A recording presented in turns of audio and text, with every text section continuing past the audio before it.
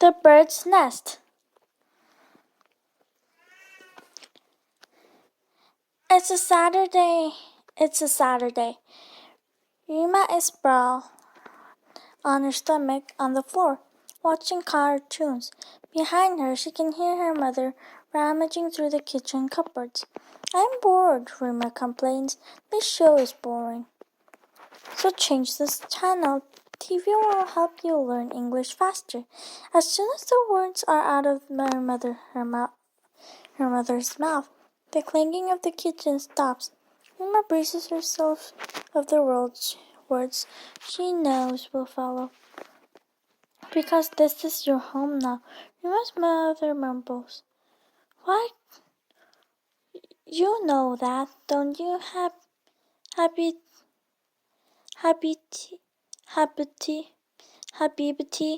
Rima sighs. I know, Mama, I know. This time last year, when Rima was 8, home was a tent surrounded by other tents. The year before that, home was the side of the road, a storm-tossed boat, or stranger's basement. Wherever they happened to lay their heads at night. The year before that, though, Rima was sick. When Rima was 6, home was a house in a city called Aleppo, the country of Syria. Home was a big window home had a big window in the kitchen where black and white-tailed birds came to roost. The carpet in the living room that smelled of honey and flour, and a bedroom with a perfect view of the moon. Now home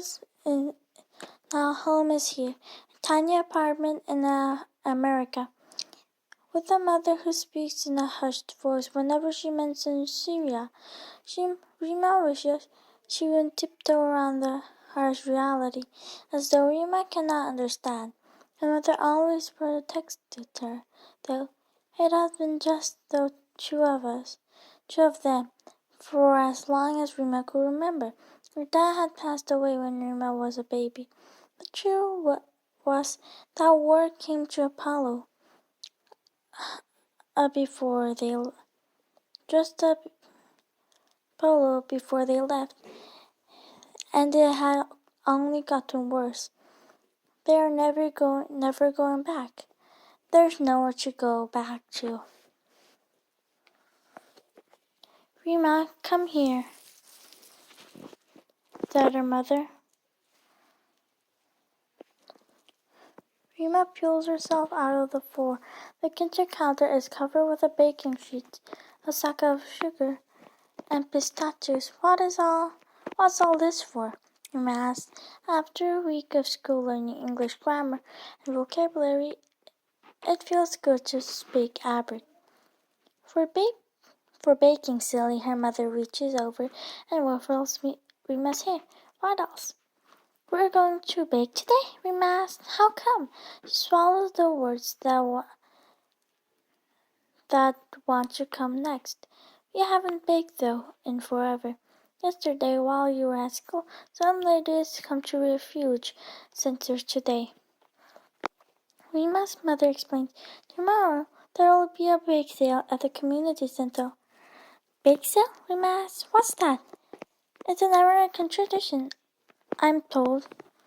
Those of us who are new here will bake our favorite sweets from Syria, and Americans from the community will come and buy a sample sweets for our homeland for the first time. It's a way to make us a little money, she adds. Rima's mother opens the refrigerator and attracts a box of phyllo dough noodles. So what do you say? Let's try it, Rima explains. And her mother squeezes her shoulder. Rima grabs a handful of pistachios and begins to crush them into smaller pieces. They are making bird's nest baklava. Now Rima is delighted. She dives in, helping her mother prepare the nests. Then, arranging each one of them on the baking sheet. Rima begins to hum, and an old song from the home that she loves. The next day, the courtyard in the community center is crowded and noisy. Syrian families unpack their baked goods on following tables. Everywhere Rima turns, he sees the sweets from her childhood.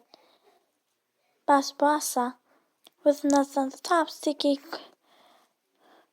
kunafe topped in pistachio dust, and more, a bowl known as bird's nest baklava, topped with sugar, water, and chopped pistachios, like little eggs in a doughy nest. Ours look tastiest, Rima thinks. As a long line of families wait for them, and Rima feels her stomach flip-flop. What if the Americans don't like Syrian baking? Their customers ooh and ah though, pointing at the trays, exhaustively. What are these called?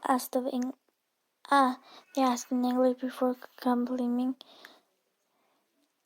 clumsily to reply the food names. In Arabic, Rima thinks it's fun to teach someone else a new language for a change. Delicious, they say one by one, after biting into baklava. Rima blushes with pride. Rima and her mother return to the next week, and the next. Their bird's nest baklava are the bake sale star. What's your secret ingredient? Another family asks. But there is none. Just the joy Rima and her mother share in the kitchen after 3 years as refugees. Never settled or safe enough to bake together. On one week, a boy named Andy from Rima's school attends the bake sale with his family. There are bird's nest baklava in Syria. We call them Ashle Bulbul, Rima informs him when they stop by her table. And my house in the pillow, birds build nests just like this outside our kitchen window. Can we buy some that? Andy asks. His father reaches for his wallet. Islamo, Rima asked automatically when Andy hands her dollar bill. Sorry, he asked, blushing. Islamo is how you say thank you in Syria. Islamo then, said Andy, lifting a nest with a grin before taking a bite.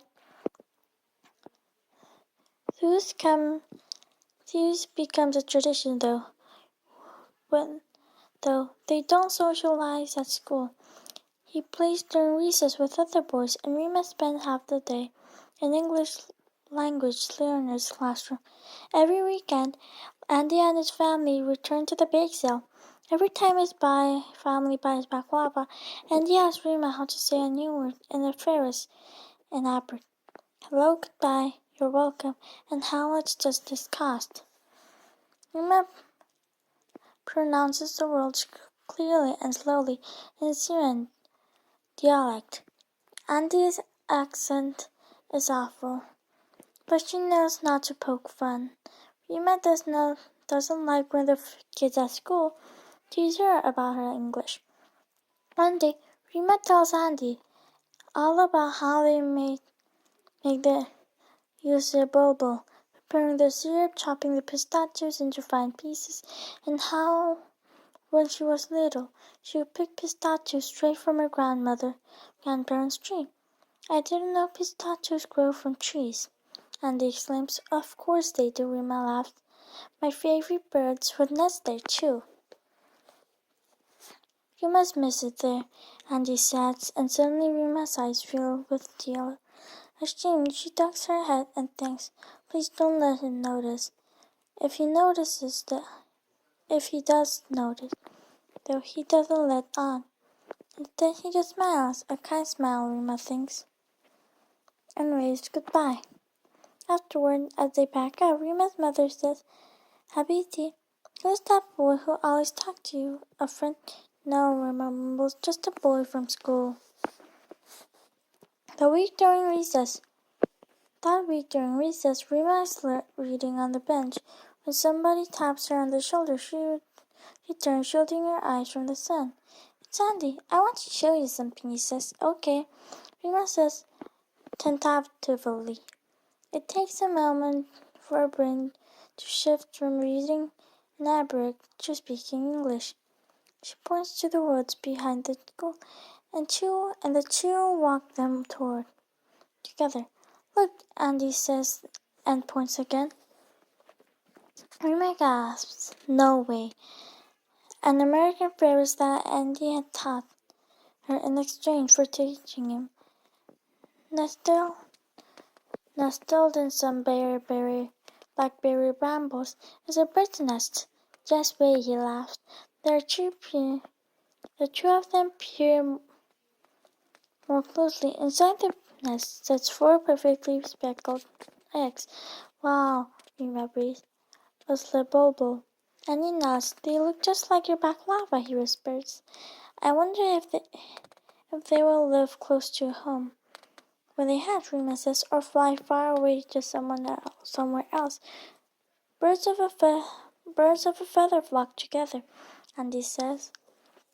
Rima has never heard the saying before. What does that mean? Yes, it means you're friends with someone you spend time together. Andy shoves his hand in his pocket. Rima, he says, I know you're sad and left your first home behind, but I want you to know that in your new home you are. He pauses shyly. You're my Sadiq, he said last. Did he say that right, Sadiq? Rima grins. Of course, she tells him, and though his Arabic sounds as awkward as ever, she means the word with her heart. Of course you did. There's no wrong to say, friend.